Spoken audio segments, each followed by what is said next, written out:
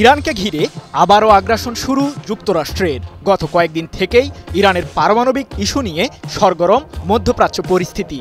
দেশটির সাথে সমঝোতায় আসতে কূটনৈতিক কৌশলে এগুচ্ছেন মার্কিন প্রেসিডেন্ট ডোনাল্ড ট্রাম্প। তবে এরপরও যুক্তরাষ্ট্রের চোখ রাঙানি থেমে নেই আয়াতুল্লাহ আলী খামেনির দেশটির প্রতি। ইসরায়েলের প্রধানমন্ত্রী বেনিয়ামিন নেতানিয়াহুর সহায়তায় তেহরানের সামরিক ও পারমাণবিক স্থাপনাগুলোতে হামলার হুমকিও দিয়েছিলেন ট্রাম্প। কিন্তু বৈশ্বিক কিছু জটিলতার কারণে ও ইরানের সাম্প্রতিক শক্তি আঁচ করতে পেরে সে পদক্ষেপ থেকে ফিরে এসেছে হোয়াইট হাউস। যুক্তরাষ্ট্রের ৪৭তম প্রেসিডেন্ট হিসেবে দায়িত্ব নিয়েই ইরানের তেল বাণিজ্যকে লক্ষ্য করে নিষেধাজ্ঞা জারি করেন ট্রাম্প, যাকে ম্যাক্সিমাম প্রেসার স্ট্র্যাটেজির অংশ হিসেবেই দাবি করছে হোয়াইট হাউস।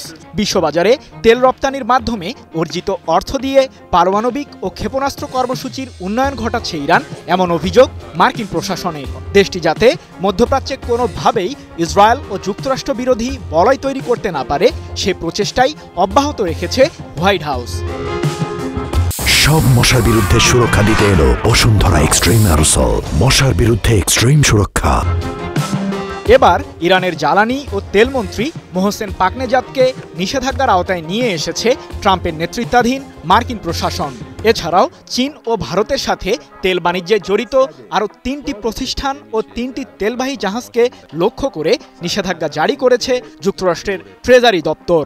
১৩ মার্চ নতুন এই নিষেধাজ্ঞা জারি করে ওয়াশিংটন। এক প্রতিবেদনে বিষয়টি নিশ্চিত করেছে লন্ডন ভিত্তিক সংবাদ মাধ্যম ইরান ইন্টারন্যাশনাল। ইরানের প্রতি জারি করা নতুন এই নিষেধাজ্ঞা নিয়ে মার্কিন ট্রেজারি দপ্তরের প্রধান স্কট ব্যাসেন বলেন, ইরানের সরকার দেশটির জনগণের ক্ষতি করে তাদের স্বার্থ হাসিলের জন্য বিশাল তেল সম্পদ থেকে প্রাপ্ত অর্থ দিয়ে বিভিন্ন উদ্বেগজনক কাজ করে চলেছে। তাদের এই বিপজ্জনক এজেন্ডার বিরুদ্ধে ব্যবস্থা নিতে লড়াই করে যাবে মার্কিন প্রশাসন। তবে মার্কিন প্রশাসনের এমন অন্যায্য নিষেধাজ্ঞা প্রসঙ্গে পাল্টা প্রতিক্রিয়াও জানিয়েছে ইরানের পররাষ্ট্র দপ্তর। ওয়াশিংটনের এমন পদক্ষেপকে আন্তর্জাতিক আইন লঙ্ঘনের সাথে তুলনা করে ইরানের পররাষ্ট্র মন্ত্রণালয়ের মুখপাত্র ইসমাইল বাঘাই বলেন, অন্যান্য দেশের সাথে আমাদের অর্থনৈতিক ও বাণিজ্যিক সম্পর্কে টানাপোড়েন সৃষ্টি করার জন্য মার্কিন প্রশাসনের এমন অপপদক্ষেপ আন্তর্জাতিক আইন এবং মুক্ত বাণিজ্যের মৌলিক নীতি ও নিয়মের স্পষ্ট লঙ্ঘন। এ সময় তিনি যুক্তরাষ্ট্রকে হুমকি দিয়ে বলেন, ইসলামী প্রজাতন্ত্র এই ধরনের একতরফা ও অবৈধ পদক্ষেপের বিরুদ্ধে পাল্টা অবস্থান নেবে, যার জন্য দায়ী থাকবে মার্কিন প্রশাসনই। ১৪ মার্চ ইরানের পররাষ্ট্র মন্ত্রণালয়ের মুখপাত্রের বরাতে বিষয়টি নিশ্চিত করেছে মধ্যপ্রাচ্য ভিত্তিক সংবাদ মাধ্যম তাসনিম নিউজ এজেন্সি। যুক্তরাষ্ট্রের নিষেধাজ্ঞার যুদ্ধ যে ইরানের কোনো ক্ষতি করতে পারবে না, সে বিষয়টি সম্পর্কে ইসমাইল বাঘাই বলেন, মার্কিন সরকারের এমন অশোভন পদক্ষেপ আমাদের উন্নয়ন ও সমৃদ্ধিকে থামাতে পারবে না।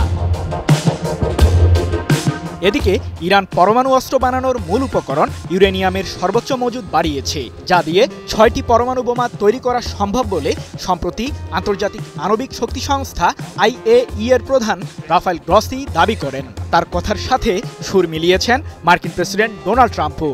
ইরান পারমাণবিক অস্ত্র তৈরির দ্বারপ্রান্তে, তাই দেশটিকে থামানো উচিত বলে মন্তব্য করেন ট্রাম্প। ইরানের সাথে পারমাণবিক ইস্যুতে সমঝোতায় আসতে ২ ধরনের পদক্ষেপের বিষয়ও জানান ট্রাম্প।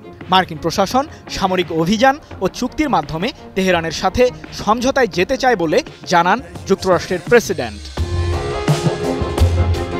তারই ধারাবাহিকতায় ইরানের সর্বোচ্চ ধর্মীয় নেতা আয়াতুল্লাহ আলী খামেনিকে চিঠি পাঠান ট্রাম্প। তবে মার্কিন শাসকের চিঠি পেয়েই রেগে যান খামেনি।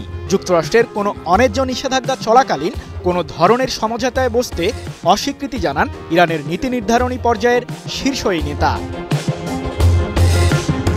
অন্যদিকে মার্কিন প্রশাসনের সহযোগিতা অব্যাহত থাকলে ইরানকে মোকাবিলা করতে ইসরায়েলই যথেষ্ট বলে সম্প্রতি মন্তব্য করেন ইহুদিবাদী শাসক নেতানিয়াহু। গত মাসে মার্কিন পররাষ্ট্রমন্ত্রী মার্কো রুবিও ইসরায়েল সফরে গেলে তার উপস্থিতিতেই ইরানকে সতর্ক করে প্রধানমন্ত্রী নেতানিয়াহু বলেন, আমরা ইরান অধ্যায় শেষ করতে চাই। এরপরই ইসরায়েল ও যুক্তরাষ্ট্রকে মধ্যপ্রাচ্যে মোকাবিলা করার ঘোষণা দেয় তেহরান। ইহুদিবাদীদের যে কোনো অপশাসনের বিরুদ্ধে অপারেশন ট্রু প্রমিস 3 পরিচালনার ঘোষণা দেয় ইরানের সর্বোচ্চ প্রতিরক্ষা বাহিনী IRGC। চাপের মাধ্যমে ইরানকে দমাতে চায় যুক্তরাষ্ট্র। তবে এই পদ্ধতিতে ঠিক কতটা সফল হবেন মার্কিন প্রেসিডেন্ট ডোনাল্ড ট্রাম্প, সে বিষয়ে সন্দেহ প্রকাশ করেছেন সামরিক বিশ্লেষকরা। কারণ ইরান এরই মধ্যে মার্কিন ডলারকে বৃদ্ধাঙ্গুলি দেখিয়ে চীনা মুদ্রা ইউয়ান দিয়ে বেইজিংয়ের সাথে তেল বাণিজ্য শুরু করেছে। তাই মার্কিন নিষেধাজ্ঞা যে ইরানের বিরুদ্ধে কোনো সফলতা আনবে না সে বিষয়ে ইতিবাচক মত দিয়েছেন বিশ্লেষকরা। সৃজন মাহমুদ, নিউজ 24।